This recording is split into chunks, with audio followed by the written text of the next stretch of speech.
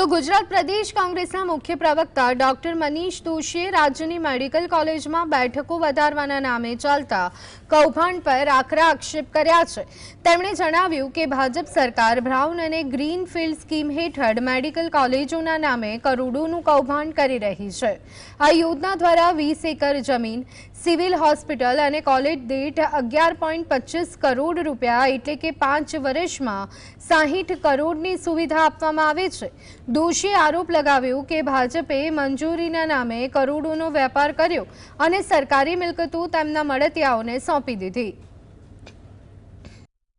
કોંગ્રેસ પક્ષ તરીકે અમે માંગ કરીએ છીએ કે સરકારને અને ભારતીય જનતા પાર્ટીને ગુજરાતના વિદ્યાર્થીઓ ભવિષ્યમાં સારા તબીબ શરૂ થાય એ બને દીકરા દીકરીઓ એની માટે એમને કોલેજ ખોલવી હોય તો સરકારી મેડિકલ કોલેજ ખોલે।